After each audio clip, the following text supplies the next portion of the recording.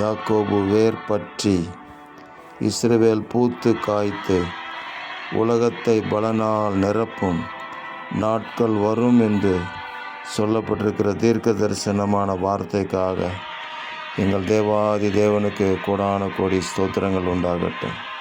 அன்பின் தேவனே, உங்களை உறுதியாக பற்றி கொண்டு உம்மையே நம்பி உம்மையே சார்ந்து நிற்கிற உங்கள் பிள்ளைகள் கர்த்தராகிய கிறிஸ்துவின் மேலே ஆழமான வேரூன்றி ஆமேன் பூத்து காய்த்து உலகத்தை பலனால் நிரப்பும்படி அனுக்கிரகம் செய்வீராக. ஆமேன். மிகுந்த கனிகளை கொடுக்கட்டும் ஆண்டவரே.